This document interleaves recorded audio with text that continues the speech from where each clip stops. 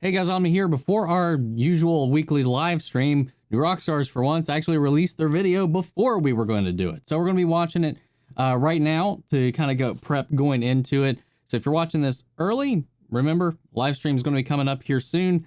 If you're watching it later, might have already passed by this point. But I'm really looking forward to this one. This last episode was, I don't know if my favorite, but it's definitely up there with this show so far. Out of the 4 that we've got, it definitely has turned up the heat on everybody. The fights in this episode were intense. The emotional grapplings were gripping, and I really enjoyed every bit of it. And I really hope Lamar's not actually dead. I hope that's a fake out to push John down this path to get him set up to be the U.S. agent that he's going to be. Because Lamar was too much of a good egg to go out like that, man. Anyway, let's go ahead and dive into New Rockstars breakdown. And I'm sorry if you hear anything in the background. There's like a caravan or of army planes flying overhead for whatever reason. Anyway, let's go ahead and pull up the video and dive in. Welcome back to New Rockstars. I'm Eric Voss, and this is a breakdown of the Falcon and the Winter Soldier episode 4, in which John Walker avenges Battlestar's death with a punch Steve Rogers pulled.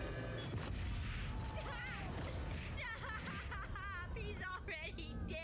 I'm gonna break down this episode shot by shot for everything you might have missed, because there's a lot of cool details in this. Okay, we open in Wakanda 6 years ago. Now, this series is set 6 months after Endgame, roughly April 2024. 6 years prior to that would be April 2018, which would be just a few weeks before Thanos' forces arrived and T'Challa gave Bucky his new vibranium arm. So Bucky really had no time to enjoy his freedom before being dragged back into battle, which is why he's Which is exactly what he told his therapist. The Dora Milaje Io does this far outside the city, past a waterfall that could be part of the Warrior Falls waterways, all to keep Bucky away from the crowded areas of the country. And Io repeats the Russian Hydra Winter Soldier activation code, referenced by Zemo last episode and appearing in every episode's closing credits. Actually, this episode, Io actress Florence Kusumba appears right beside it, her name translating from Wakandan, signaling her crucial role in helping Bucky overcome these haunting words. Now, ever since Civil War, fans have looked into these words for deeper metaphorical meaning, like homecoming could be for Spider-Man Homecoming, or freight car could be the train car that Bucky fell from. Though the writers of that movie said that they chose those words because they sounded melodic and menacing in Russian. But here we do get a new interesting meaning with the words, because some of them trigger specific memories for Bucky. Furnace brings up the Hydra Colonel with the Red Book, and when Zemo used that same book to activate Bucky in Berlin, all while Bucky's blood boils in rage over that brainwashing. We see a flashback on Bucky's attack on Howard and Maria Stark, specifically when he choked Maria, and then the word benign comes in with Bucky trying to claw out Tony's arc reactor in the Civil War fight right before Tony blasts off his arm, both men trying to render each other benign and neutralize their primary weapons. But the shift comes in with the word homecoming, which shows the briefest flash of Bucky's final fight in Captain America Winter Soldier when Steve told him, "Because I'm with you to the end of the line." That was the moment Steve broke through to his old buddy and began the long road to bringing him home. And with that, the Winter Soldier music that has wailed through this struggle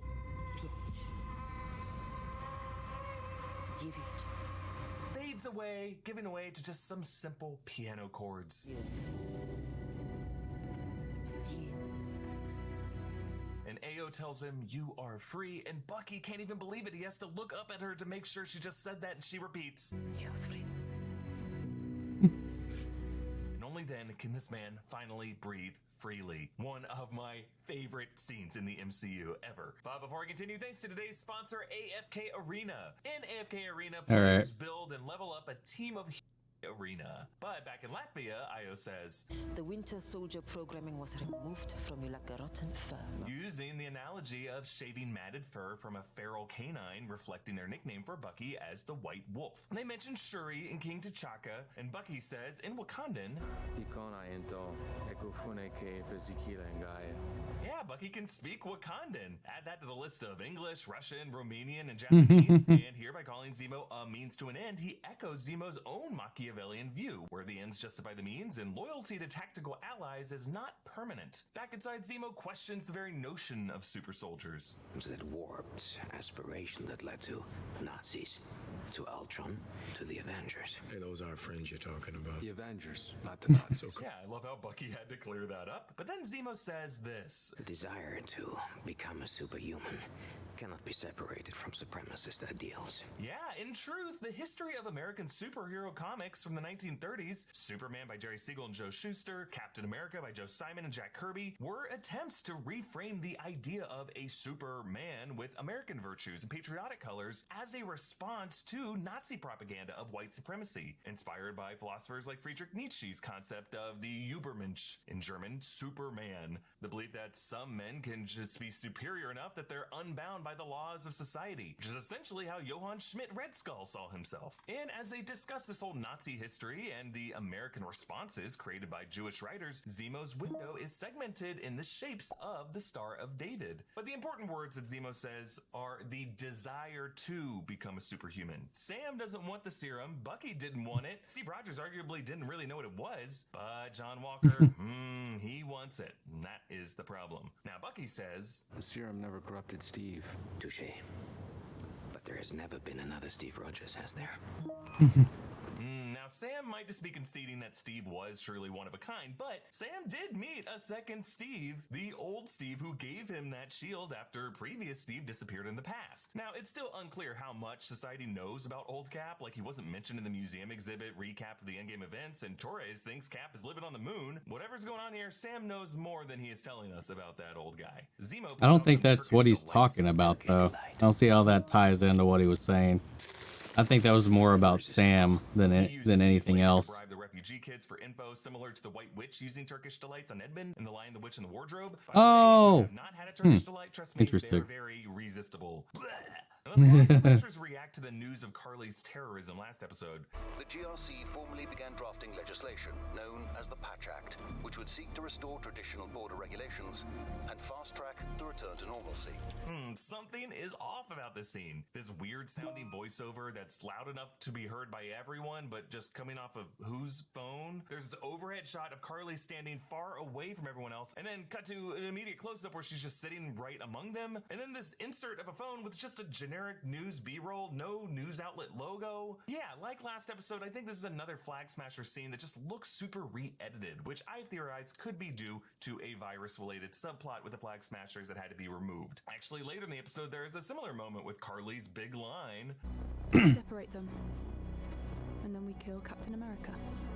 Sure. It's not unusual to show reaction shots while other people are talking. That's basic editing, especially for Nico, who. But that did sound like an 80-yard line a little bit. Shield. But to just use full coverage for this big dramatic line suggests that something might have been reworked in this scene. It's interesting how they've been avoiding mentioning, I don't know how Mama Danya died, which apparently last episode, according to Dr. Nagel, was tuberculosis, but that was clearly an awkwardly jammed in 80-yard line in that scene. So yeah, I have a video coming out soon explaining exactly what was probably changed and what this mystery storyline probably was. Zemo sings Baba Black Sheep to the kids, and then he tells them, Turkish delight was always my son's favorite. Zemo lost his family in the Battle of Sokovia, and similarly, Bucky's friend Mr. Nakajima recalled his son's favorite dessert. These Avengers keep getting people's sons killed. Now, Bucky's pissed at Zemo for playing coy, and Sam says, He's just going to extort you and do that stupid head tilt thing. I love how Yeah, there was like a little twitch. I didn't notice that, actually. But he like did like a twitch too. Cat from Alice in Wonderland. This is all art by Jisor. That is an actual Instagram handle for a real Atlanta artist, and this was all shot in Atlanta's Krog Street Tunnel. Sharon tells him, Power broke Nice. ape shit when he heard about Nagel. He wants the serum back. You killed the golden goose. Madripoor's about to get real nasty. So yeah, Sharon Carter is not herself the power broker, but she might be working for him. Like, notice how she gives nods to each of these guards. She's involved in some crime organization behind her personal art dealings, which, by the way, we crunched the numbers there. All that art would add up to a value of over $500 million. She's not just one person. She's part of a network. Actually, in the past week, Marvel unveiled its awesome promo website, exploremadripoor.com. Oh, really? Posters for characters with references to the comic issues they first appeared. Actually, previously on the site, you could see ships with names like Mystique and references to Shang-Chi, reportedly. But then those images were quickly taken down. I don't know if this Shang-Chi report is legit. It does support my theory that the power broker could be connected to the Mandarin or his organization, the Ten Rings. They hide the serum at the grave of Nico's grandfather, Lukas Kovacic, who served with Allied forces in World War II, making Nico grow up a huge fan of Captain America and making it tragically ironic that Cap's shield is what ends his life. Carly says, That shield is a monument to a bygone era, a reminder of all the people history just left out. If anything, that shield should be destroyed. You know, Sam suggested the same thing last episode. Maybe I shouldn't have put it in a museum. Maybe I should have destroyed it. With him echoing a lot of Flag Smasher talking points this episode, I think it's likely that these two are going to partner up. Now, when Walker and Hoskins show up, they get the attention of some nearby onlookers who take pictures. A reminder that everything Walker says and does in public will be recorded. And notice how Walker has not shaved, and that scruff just grows more and more until it fills in the final scene. So this guy is going rogue and he is unhinged. Wyatt Russell does such a good job this episode expressing it with all these subtle physical tics, like when he touches his forehead again and again, as if suffering from a chronic migraine. And then in the scene where the girl leads him to the funeral, watch Walker in the background. Right before we cut to a new scene, he looks down and jerks his head to the side right before the cut. Now, at the funeral, there are a lot of child actors, and you know what that means. A lot of kids looking creepily into the camera lens. Roll the clip. I was alone. Until Mama Danya. Like a lot of you here, Mama Danya saved me. Actually, Turkish Delight Girl did it earlier. Excuse me. Carly holds Danya's Hamsa pendant, a symbol of spiritual significance to many religions. Normally it has an eye, but here it has a world showing the origin of the Flag Smasher logo. But then a scramble, and Zemo crushes the serum vials. Actually, director Kari Skogland cuts in from below angles of that blue serum spilling everywhere, swapping in transparent plexiglass for the surface. It's a cool visual trick that's used a lot in Breaking Bad to show the blue meth from below. But Walker finds the last unbroken vial.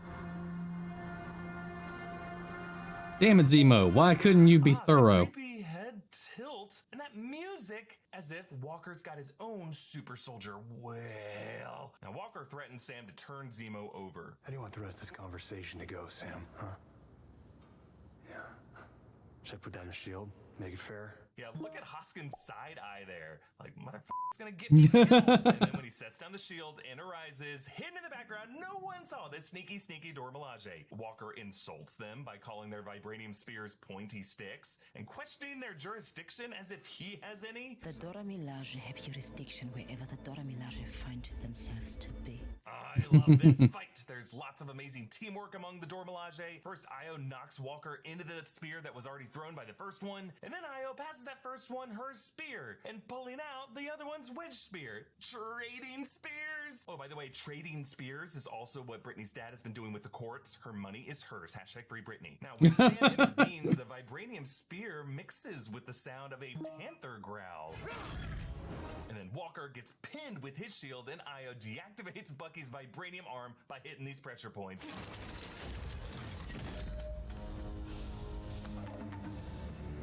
Bast damn you, James. A little shout out to Bast, the Wakandan panther deity. And when Bucky pops it back on, it emits a purple glow, the color Shuri's Black Panther tech glows when it transmits kinetic energy. Also, there's a bit of a hexagonal pattern there, like everything in Shuri's lab. It's not Mephisto, shut up.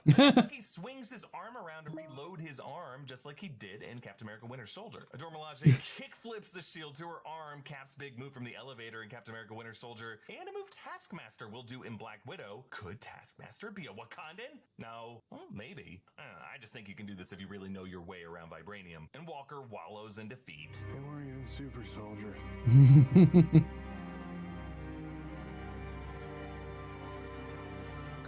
Composer Henry Jackman brings back the music from Civil War during Cap and Tony's final fight. Sam says Zemo pulled an El Chapo, referencing the Mexican crime boss who tunneled out of prison via a bathroom escape hatch. And Hoskins says about the serum, Power just makes a person more themselves, right?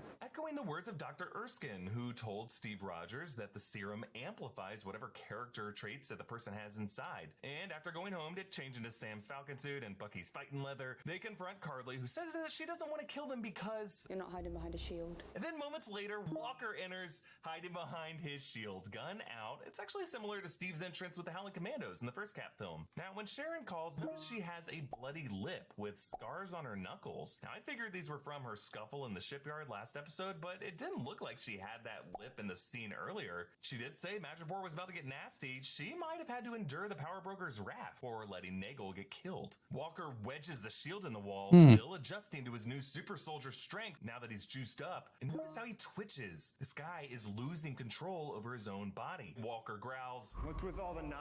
maybe a callback to Howard Stark's line in the first Cap film. Hydra's not gonna attack you with a pocket knife. Walker flings a knife off his shield, nearly killing Bucky, who grabs it midair, similar to Walker's careless shield tosses in episode 2. But Bucky uses this knife to do his cool little knife flip move that he also did in Winter Soldier. Meanwhile, Hoskins It's so badass. from a room with dripping shower heads of doom, just in time to save Walker from Carly. At first I thought it was gasoline and they were going to blow him up. Now, in the comics, the killing of Walker's parents by the Watchdogs causes his mental break. But here, it is a loss of his best friend. And you can see a bit of blood trickles from above his ear, as if he's had some kind of head wound, maybe even concussed. Walker jumps through the window to the street below, a reversal of Cap's big jump up through the window in Civil War, reflecting Walker's moral descent. And Nico pleads for his life, but Walker brings that shield down into the guy's chest. The same move Cap did to finish the fight against Iron Man in Civil War. But whereas Cap delivered just one blow to Tony's chest to depower his armor and spare Tony's life, Walker smashes it into Nico's chest again and again. True savage overkill. And it is heartbreaking to see Nico, a childhood Cap fan, now screaming in terror, framed with this same symbol bearing down on him until the whole thing eclipses his face in the frame. And that is the last time we see Nico's face when he is alive. Now, this is taking place in Riga, Latvia. Actually, that statue face with the 3 stars in the credits every episode, that's of the Freedom Monument in the city of Riga. However, they didn't shoot this scene in Latvia. They shot it in Prague. That nearby statue is that of Josef Jungmann, Czech poet and linguist who actually created the modern Czech language. But Nico dies on a nearby platform that was constructed as a set piece, and it reads, "God bless Latvia," which was probably built so they wouldn't piss off local Prague city officials by beating a dude to death on a beloved monument. Which, yeah, this is horrific. This episode is titled "The Whole World is Watching," a chant that we have heard with many BLM protests in the past year. And Walker getting recorded is a definite nod to the countless recordings of police brutality. Last episode actually opened with Walker telling police not to give their suspect a second to breathe. And these recordings of Walker are I thought the same thing. because we know from Cap's exhibit that street level imagery can get immortalized. That photo of him using the car door as a shield in his exhibit was actually, if you go back to that first Cap film, snapped by a photographer in the background, like all these photographers now. And it is these onlookers whose Walker's focus goes to, not even aware of what they're staring at, until we end on the final shocking reveal, the Captain America shield covered in blood. Honestly, more blood than MCU titles really ever typically show. But the even That means he scarier caved detail in on the his side, chest. Look at Walker's other hand. It continues to twitch as we cut to black. His inner demons are now fully in control. Hey, by the way, this is our new Anarchy Assembled shirt. It's available at... God damn, man, that episode's so fucking depressing. But so good. Such a good episode, man. I mean, I don't really have anything to add.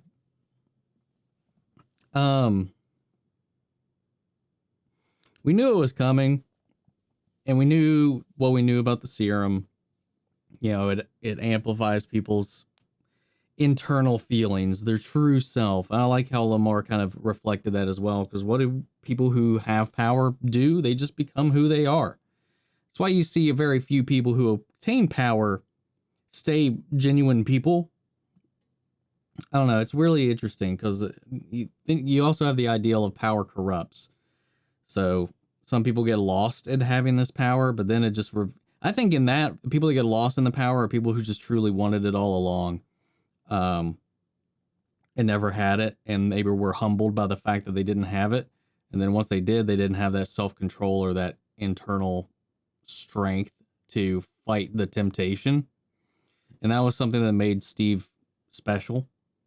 And I think that's something that makes Sam special, because that moment where he's like, there's never been another Captain America. I was like, well, I mean, the old Cap was still the same Cap, so I don't understand why Eric made the parallel to that Cap. I was like, why draw that? That doesn't make any sense to me. It makes sense to me that he's talking about, well, there's never been anybody else like Captain America. There's never been another Steve Rogers, somebody who was uncorrupted by this intake of power. And out of everybody, like he paralleled, is the desire to become more than human, the desire for power that corrupts. And out of everybody in this, Walker has been tempted by the super soldier serum. Lamar, for all of his good intentions, also said, hell yeah, I'd take it. Bucky didn't really have a choice. So Bucky, I think, in this line, is, I don't know, the closest to Steve that we have out of anybody that's been injected with the super soldier serum. But what really stood out in the episode is when Sam just said no. Like, no hesitation. And Zemo even called it out, no hesitation. I think that's another thing that Cap knew about Sam specifically as to why he chose him to give the shield to carry on the mantle, because he knew the closest person he knew that would be able to live up to that and represent that, and maybe not even live up to that, but knew somebody that cared and had the same values as he did, was Sam. And I think we'll see that, and I hope that we see that at the end. I hope we see him take on the shield, man. Maybe even destroy it. I don't know, because now the whole world sees it with this blood splatter across it. We'll see how that goes, but for him to beat that guy like that and get that much blood on it, he had to have drilled that into that guy's chest cavity. And with the super soldier serum, like, that's, even though the other guy was a super soldier also, probably not that difficult with a vibranium shield to get it through somebody's rib cage. Because that looks like that thing bit into him. Because I don't know if he, because if he coughed that blood onto that, this is just me getting like analytical here. If he coughed that blood out of him from internal bleeding, the splatter pattern would have been definitely different. All right, guys. Well, that was a fresh reminder of just how depressing this episode was. But guys, what did you think of this? What did you think of their breakdown? What did you think of their Easter eggs? Is there anything that you caught that they missed? Sound off the comments. Let me know your thoughts down below. We'll carry on the conversation after the video. Remember, we got reactions to every episode of this up on the channel right now if you're new here and this is the first video you're seeing. But yeah, before we go, huge shout out to our patron legends, Mandy Sherritt, Antoine Rodriguez, and Ryan Karen. Thank you guys so much for your support. I'll catch you everybody in the next video, in the next episode of Falcon and the Winter Soldier. Take care, everybody.